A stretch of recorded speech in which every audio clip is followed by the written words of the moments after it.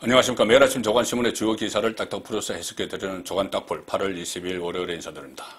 자, 새로운 주가 시작이 됐습니다. 이번 주에 주 초에 아마 있을 것 같은데 이준석 전 국민의힘 대표가 신청한 비대위 효력정지 가처분 신청 재판 법원 심리 결과가 아마 발표가 될 겁니다. 뭐 기각이 되든 인용이 되든 이준석의 거취에는 다른 영향이 없습니다. 어쨌든 이준석은 지금 본인이 이 4중, 5중의 벽에 차단되어 있다는 것을 느꼈는지 오늘도 월요일 아침부터 SNS를 통해서 또 자기 변호, 또 여론전을 펼치기 시작을 했습니다. 과연 언제까지 이것을 언론이 계속 실어줘야 되는지 아침도 지금 이준석의 SNS 글 하나를 가지고 거의 뭐 속보가 도배를 하다시피 했는데 이것을 지금 이준석은 즐기고 있죠. 오늘 이준석이 SNS에 올린 글은 뭐 윤핵관이 자기가 이름 붙였죠. 윤핵관이 경찰 수사에 개입했다는 정언이 경찰 내부에서 나왔다. 예상했지만 황당하다 이런 건데 이게 오늘 노컷뉴스라는 인터넷 언론에서 이런 기사를 실었습니다. 경찰 수사 초읽기에 들어갔는데 여권 실세 압박 의심 분위기가 내부에서 제기된다. 이런 기사를 실었습니다. 이 내용의 기사를 공유를 하면서 이준석이 또 여론전을 펼치는 그런 빌미를 줬습니다. 이 기사 내용 보면은 구체적인 게 없습니다. 어떤 압박을 했는지 의심하는 분위기 경찰 내부에서 이거 정치권에서 좀 압력을 넣고 있는 것 아니야? 통상적으로 이 정도 되면 나오는 이야기죠. 그것을 또 노컷뉴스가 보도를 하니 이준석이 그래 잘 됐다 또 걸렸구나 하고 SNS에 막 올리고 이걸 가지고 또 별로 기사거리가 없어서 항상 허덕이는 언론에서 또 이것을 긍정적으로 앞다퉈 실어주는 그래서 또 이준석이 한 건 올리는 그런 상황이지만 어쨌든 이준석의 이 정치적 명언은 조속히 빠른 이런 시일 내에 정리되는 방향으로 가는 것 같습니다. 어제는 일요일인데도 대통령실 인사가 있었죠. 핵심은 이 정책기획수석을 신설한 것도 그렇지만 김은혜 전 당선인 대변인이 다시 컴백을 해서 대통령실의 홍보수석, 홍보라인을 총책임지게 됐습니다. 자, 서울신문은 일면톱에서 인사 소식을 다뤘습니다. 정책의 이관섭, 홍보의 김은혜, 대통령실 보강. 자, 이렇게 이 대대적인 인적 쇄신보다는 실용을 중요시하는 실용 인사를 중요시하는 윤석열 대통령의 스타일대로 핀셋 인사를 했다. 그런 평가를 받고 있죠.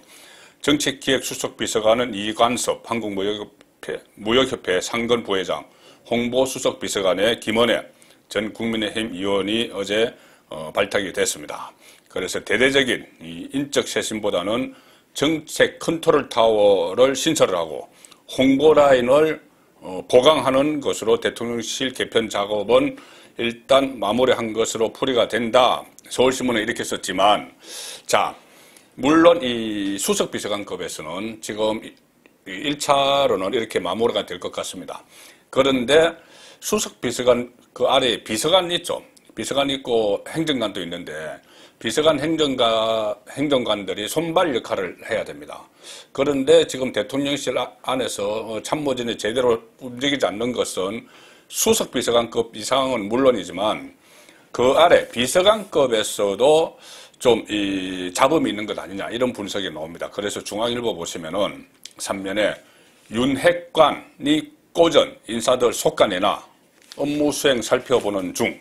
자, 이런 분석 기사가 중앙일보에서는 나왔습니다. 윤핵관이 꽂아놓은 이 비서관급 이하. 그러니 윤핵관, 저는 이 단어를 가급적 안 쓰려고 하는데 이준석이 어떤 권력 갈등을 일으키면서 지어낸 말이죠. 어쨌든 친윤 쪽에서 장제원, 권성동 비롯해서 이 친윤 국회의원들이 대통령실을 처음에 구성을 하면서 그 사람들을 막 집어넣었죠. 그래서 권성동이 그 전에 장제원에게 내 사람을 7급을 시켜달라 했더니 9급을 시켰다. 9급 가지고 뭘 그러나 이래서 또 논란이 있었던 적이 있는데 그 사람들을 다시 한번 업무 파악을 하고 있다는 겁니다. 정치권에서 유력 인사들이 꽂아 넣은 사람들. 일단 이 김은혜 수석에 대해서는 구원투수 역할을 자임한 김은혜 수석은 직접 언론 브리핑도 수시로 하면서 올라운드 플레이어 역할을 맡을 것이라고 대통령실 관계자는 전했습니다. 그리고 전임자가 있었죠. 최영범 전 홍보수석은 대외협력특보 이렇게 해서 전반적인 국정홍보 업무를 측면 지원하게 됐고, 원래 강인선 대변인이 외신 대변인으로 가고 이 김은혜 수석이 겸임을 하든지 아니면은 이 외부에서 제가 한번 소개해드렸지만은 시사평론가 중에서도 발탁 그 설이 있었습니다. 그런데 일단은 강인선 대변인은 잔류를 일단은 했습니다. 그리고 이 어제 발표를 두고 여권에서는 대통령실 인적 쇄신이 끝이 아닌 시작이다, 이런 분석이 나옵니다. 왜 그러냐면 제가 말씀드린 대로 비서관급 이하 중에서 윤 대통령 쪽 핵심 관계자 라인이나 다른 비선 라인을 타고 들어온 인사들의 업무 수행 등에 문제가 없는지 면밀히 살펴보고 추가 개편을 할 것이다. 자, 이런 그 대통령실 관계자의 언급이 있었습니다. 그리고 이미 일부 인사들에 대해서는 꽤 진도가 나간 것으로 안다. 비서관급 이하 진짜 그 일을 하는 그쪽을 손을 보고 있다는 이야기죠. 그리고 이 사람들이 혹시 윤석열 대통령이 아니라 소위 윤핵관 등 유력 정치인이나 자신을 대통령실에 추천한 사람들에게 충성하는 참모들을 찾아내서 정리하는 작업이 진행될 것이다. 이것이 어떻게 보면 상당히 중요한 작업입니다. 그 찾아내기는 좀 어렵지만은 어쨌든 이 대통령실 안에서 이 대통령을 위해서 정말 일을 하는 것이 아니고 어떤 정치 공학에 의해서 외부에 있는 자기를 그 대통령실에 밀어넣은 사람들을 위해서 일을 한다면은 이것이 문제겠죠. 아마 윤석열 대통령이 그 부분에 대해서 뭔가 느낌이 있었던 것 같습니다. 그래서 이 비서관급 이하도 지금 술렁이고 있는 그런 상황입니다. 어쨌든 뭐 대통령실에서는 당분간 큰 틀의 추가 인사는 발표가 되지 않겠죠. 보통 비서관급이나 이 행정관, 선임 행정관 정도 인사가 나도 그렇게 뭐 외부에 크게 보도가 되거나 하진 않습니다. 자, 그런데 세 축 중에서 지금 뭐 국민의힘은 정권의 세 축, 그 대통령실, 내각, 여당, 여당 말씀을 잠시 후에 드리고, 대통령실 외에 또 내각도 지금 두 쪽에 장관 자리가 비어 있죠. 그 인사청문회에서 뭐 잇따라 후보자가 낙마한 교육부 그리고 보건복지부가 있습니다. 오늘 국민일보 단독 기사로 보도가 됐는데, 자, 이런 기사가 있습니다. 나경원 전 의원이 보건복지부 장관에 검토되고 있다. 국민일보가 일면 톱으로 썼습니다. 보건복지의 나경원, 교육장관의 나성일 검토. 자, 이렇게 일면 톱으로 기사를 쓸 정도 되면은 상당히 취재를 하고 자신이 있다는 이야기죠. 자, 다른 언론에서는 거의 받지 않았는데 국민일보가 나경원 입각서를 일면 톱으로 보도를 했습니다. 자, 기사 내용은 이겁니다. 나경원 전 의원이 보건복지부 장관 후보자에 유력하게 검토되고 있는 것으로 알려졌고, 윤석열 대통령은 나경원 입각 여부를 놓고 막판 고심을 거듭하고 있다. 국회 보건복지위원회에서 활동한 경력이 있습니다. 이 전문성이 문제가 될 텐데. 그리고 순천향대에서 명예사회복지학 박사학위를 받았다. 그래서 보건복지 분야에 평소에 관심이 크다는 점도 호평을 받고 있다. 뭐 명예 박사학위 주는 것도, 이 사회복지학 박사학위를 주는 것도 어느 정도 나경원 전 의원에 대한 그 분야에 대한 평가가 이루어졌기 때문에 주는 겁니다. 딸이 뭐 다운증후군을 앓고 있어서 거기에 대해서 여러 가지 이 정책도 위반을 하고 뭐 한 적이 있었죠. 그리고 나경원 전 의원이 복지부 장관에 유력하게 검토되는 것은 국민의힘 차기 당대표 선거를 의식한 조치라는 분석도 있다. 자, 이게 무슨 말일까요? 나경원 전 의원은 지금 차기 당대표 선거의 유력 주자로 부상을 하고 있죠. 그런데 갑자기 보건복지부 장관에 유력하게 검토한다. 그러면은 내각으로 빼면은 당대표 경선에는 나가기 어렵게 되는 것이죠. 지금 뭐 제가 어제 설명드렸지만은 그 12월 말 1월 초 이렇게 전당대회가 열려서 새 당대표를 뽑을 가능성이 높은데, 그때까지 장관만 할 수는 없습니다. 그래서 장관이 되면은 당대표 경선에는 못 나오는 것이죠. 자, 그래서 이 대통령실에서 윤석열 대통령이 유력한 당대표 후보군에 대해서 교통정리에 나선 것 아닌가, 교통정리가 시작됐다, 이런 분석이 나옵니다. 이 지금 기사의 뉘앙스라면은 윤심이 염두에 둔 당대표감이 따로 있다, 이렇게 되는 거죠. 뺐으니까 내각으로. 자, 나경원 전 의원은 최근에 여론조사 같은 데서 이 자기 당대표 그 여론조사에서 국민의힘 지지층에서는 1위를 기록하고 있습니다. 전체 일반 국민, 뭐 여기는 역선택도 막 들어갈 텐데 여기에서는 뭐 유승민, 뭐 이준석, 뭐 안철수, 나경원, 안철수 뭐 이렇게 좀 왔다 갔다 하지만은 지난번 작년 6월 달에도 이준석과 당대표 경선을 해서 책임당원 투표에서는 1위를 했죠. 그래서 여전히 국민의힘 지지층 대상 조사에서는 1위를 하고 있는데, 자, 나경원 의원이 갑자기 보건복지부 장관설이 나오는 겁니다. 그래서 교통정리 이야기가 나오는데, 나경원 전 의원은 오늘 언론과 전화통화에서는 그 소식에 대해서는, 그 말에 대해서는 전혀 나는 들은 바가 없다, 이렇게 이야기를 했습니다. 아직 뭐 구체적인 것이 없기 때문에 더 이상 이야기는 하지 않고 나는 들은 바 없다. 얼마 전에도 보건복지부 장관 후보자로 한번 거명이 됐는데 그때도 비슷한 이야기를 했습니다. 자, 현재 그 유력한 당권 주자라고 하면은 일단 이준석은 제외를 해야죠. 이준석은 지금 여러 가지 문제 때문에 나오기가 어렵습니다. 경찰 수사 또 곧 마무리될 것 같고, 추가 징계, 또 가처분 신청, 뭐 이번 주에 인용이 되더라도, 만약에 인용이 되더라도 이준석의 복귀 가능성은 없죠, 당장에. 자, 그래서 현재 유력한 당권 주자는 이준석을 제외하면 나경원, 그 다음에 안철수, 김기현, 또 뭐 정진석, 권성동, 김태호 막 이렇게 돼 있는데, 자, 그러면 윤심이 만약에 정말 이 보도대로 나경원 전 의원을 내각으로 뺀다면은 당대표, 여당 대표를 누구를 앉히려고 하는 것이냐, 왜 교통정리를 하는 것이냐, 이런 문제가 나오겠죠. 당장 생각할 수 있는 것은 안철수입니다. 왜 그러냐면은 안철수 의원과 그 대선 때 후보 단일화를 해서 사실상 공동정부를 구성을 했는데, 그 이후에 뭐 취지는 상당히 희석이 됐죠. 공동정부라고 보는 사람은 없습니다. 그렇지만 어쨌든 당시에 단일화를 할 때 정권을 위임받아서 협상을 했던 장제원 의원이 이 후보직을 사퇴하고 단일화를 하면은 나중에 윤석열 정권이 탄생을 해서 합당을 해서 국민의당과 국민의힘이 합당을 해서 안철수 의원이 국민의힘의 여당에 정착하는데 우리가 돕겠다, 뭐 이런 약속을 했다는 말들이 있었죠. 그렇다면 그 약속을 지키기 위해서 그때 장제원 의원이 이 친윤 의원들 모임, 뭐 민들레 이것도 만들려고 했다, 그런 일이 있었기 때문에 그리고 또 최근에 안철수 의원이 여러 가지 정치 현안에 대해서 목소리도 막 높이고 있습니다.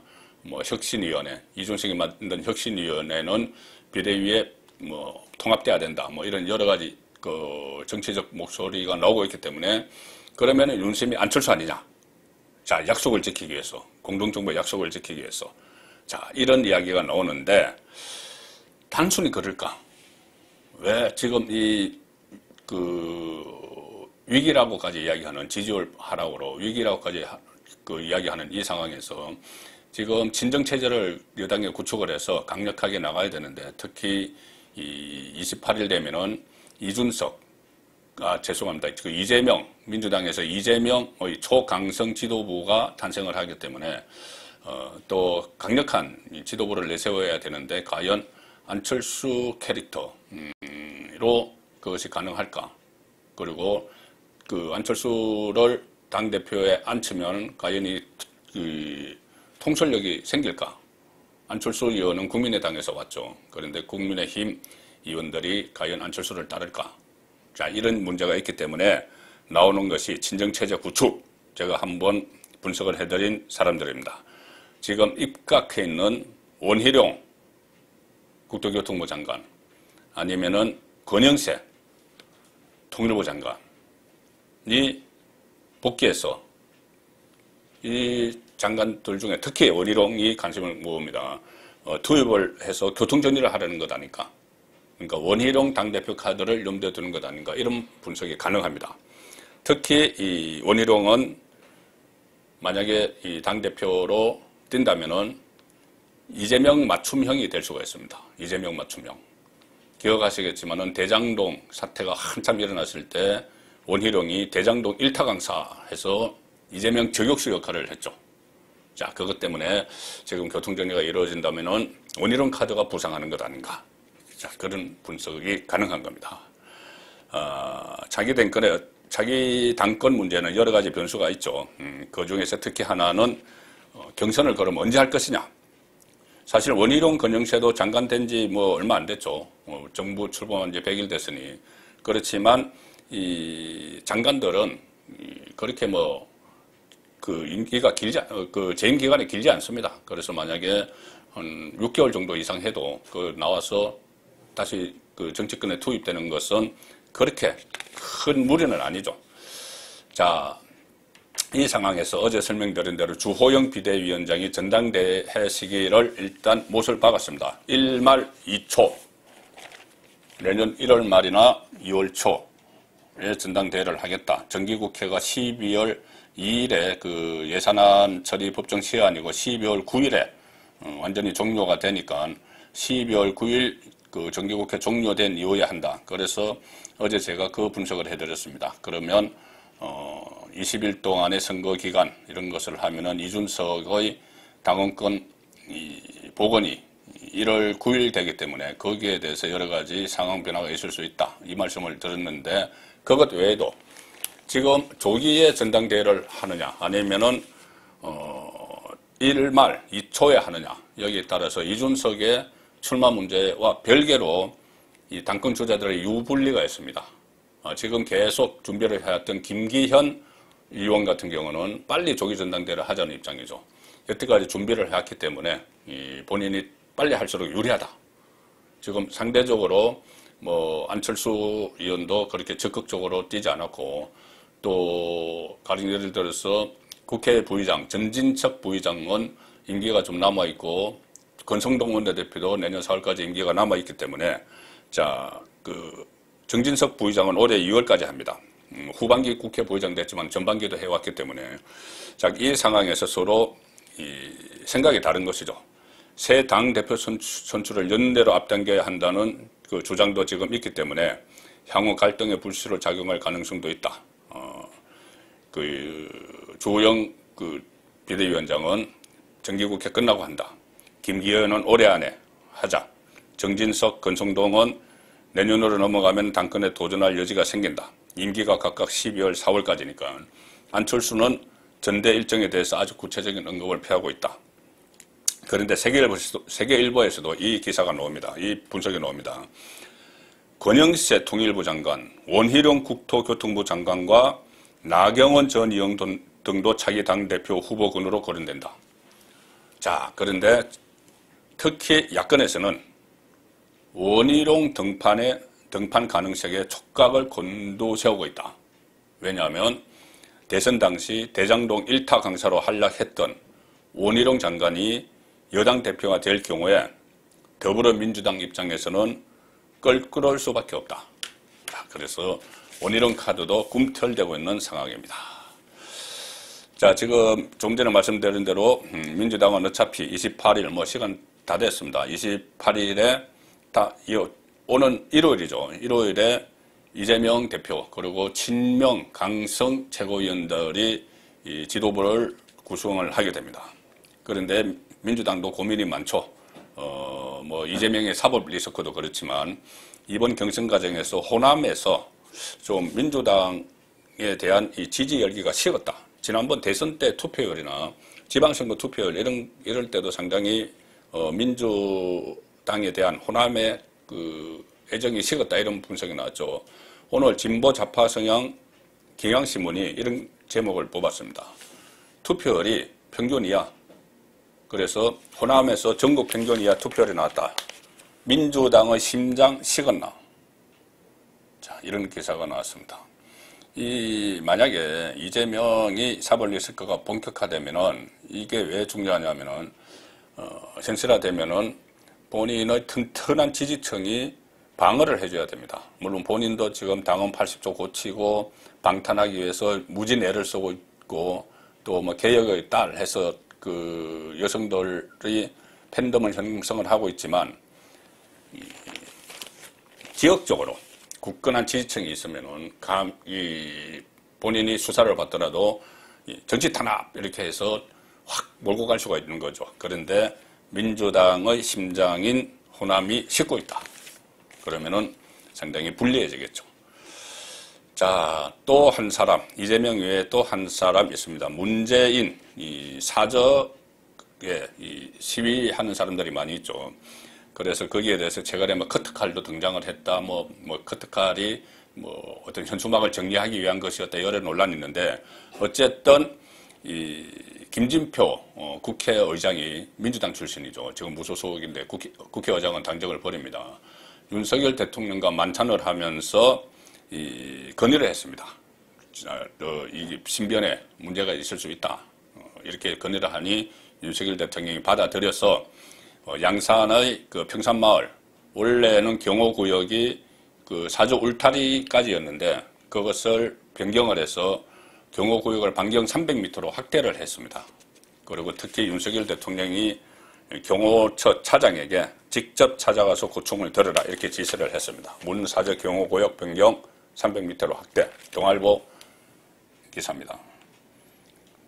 그래서 좀 신변 안전을 위해서 조치를 취한 거죠. 문재인 대통령이 조치를 취했는데 그 전에는 문재인 대통령이 도어 스태핑에서 이런 이야기를 했습니다. 양산 사저 집회 시위와 관련해서 대통령 집무실, 그 용산의 대통령 집무실 인근도 그 시위가 허가되는 판이니까 다 법에 따라서 하면 되지 않겠습니까? 이렇게 이야기를 했죠. 그래서 민주당이 반발을 했는데 일단 이것을 300m로 확장을 했습니다. 그래서 국민일보는 협치 나선 윤석열, 김진표 건의 수용, 문 경호구역 300m로 확장. 자, 이렇게 협치라는 표현을 썼습니다. 일부에서도 지금 협치라는 표현을 쓰고 있죠. 이것을 두고 대통령실 핵심 관계자는 윤석열 대통령이 협치를 위해 마련된 의장단 만찬에서 의장단의 건의를 바로 수용했다. 그래서 이것도 협치다 이렇게 이야기하지만은 민주당이 이런 조치를 협치의 신호로 받아들일까? 그것이 의문시 되는 것이죠. 과거에 얼마 전에 우상호 비대위원장은 협치의 조건으로 문재인, 이재명 수사를 하지 말라는 취지의 이야기를 했습니다. 그래야지 도와줄 수 있다. 거대 다수 야당이. 그런데 전임 정권이 쌓은 적폐를 수사하는 것은 윤석열 대통령의 약속이었죠. 그래서 오히려 그 약속을 지켜야 된다. 적폐를 그대로 보고 넘어갈 수 있느냐. 그런 그 여론이 있는데 최근에 검찰총장이 새로 지명이 되고 또 여러 가지 그 검수완박에 대해서 이 시행령을 통해서 그것을 무력화시키는 작업이 일어났죠. 그리고 최근에 그제 대통령 기록관을 하루에 2번 압수수색하면서 문재인 정권을 겨누는 수사는 시작이 됐습니다. 자, 진보 좌파 성향 한겨레 신문이 일면 톱에서 거기에 대해서 우려를 표시하는 기사를 실었습니다. 일면 톱입니다. 검찰 정권 이렇게 표현을 합니다. 윤석열 대통령이 검찰 출신이라고 검찰 정권 석 달 만에 전임 정부 3중 포위됐다. 3중 포위. 석 달 만에 3중 포위됐다. 뭐 수사를 할 게 있으면 해야 되는 거죠. 자, 그래서 이제 3중 포위됐다 이야기를 하는데 북한 선언 북송, 월성 원전 조기 폐쇄, 그리고 또 하나 있죠. 북한 선언 북송과 이 월북몰이 한 것, 우리 서해상에 피살당한 공무원 월북몰이 한 것, 그것과 월성 원전 조기 폐쇄 과정을 수사, 이것이 3중 포위라고 표현을 했습니다. 본격적으로 지금 수사에 나섰고 서해 공무원 피살 사건 역시 서훈 전 청와대 국가안보실장 등에 대한 조사를 눈앞에 두고 있다. 검찰 수정에 고발장이 차곡차곡 쌓이면서 윤석열 정부 출범 석 달여 만에 문재인 정부 청와대 안보라인 핵심 인사 대부분이 검찰에 포위된 상황이다. 자, 검찰 수사 방향과 고발 내용을 보면은 이 세 가지 사건 모두 최종 목적지는 문재인 전 대통령이다. 몸통이니까. 아니, 북송 관련이나 월북몰이 이런 것 같은 경우는 이 국정원장, 국방부 장관, 통일부 장관, 국가안보실장 이렇게 쭉 나서서 했는데 그것을 지휘할 수 있는 사람은 대통령밖에 없죠. 월성원전 조기 폐쇄 과정도 문재인 당시 대통령이 이 청와대 내부통신망에 월성원전 1호기 언제 영구 폐쇄되느냐 이 말 한마디로부터 시작이 됐습니다. 그래서 몸통은 문재인이죠. 그렇기 때문에 이 세 사건 모두 문재인 전 대통령을 최종 목적지로 삼을 수밖에 없는 겁니다. 자, 비서실장, 문재인 비서실장 2명을 포함해 이미 30명 가까운 사람들이 고발이 됐거나 압수수색 등 강제 수사를 받고 있다. 자, 공안검사 출신 변호사는 검찰이 대통령 기록관 압수수색에 나선 건 청와대 의사결정 과정을 살펴 윗선까지 나가겠다는 의미다. 자, 이런 기사를 한겨레신문은 상당히 우려 섞인 시각으로 보도를 했습니다. 그리고 각 사건마다 누구누구가 수사를 받고 있고 이렇게 해서 20명 이런 수치까지 뽑아냈습니다. 자업자득이겠죠. 자, 문재인 정부 때 있었던 여러 가지 의혹 사건들, 그리고 이재명 후보를 둘러싼 이 비리 의혹들, 여기에 대한 수사가 본격화되는 것 같습니다. 8월 22일 보내드린 조간 딱풀이었습니다.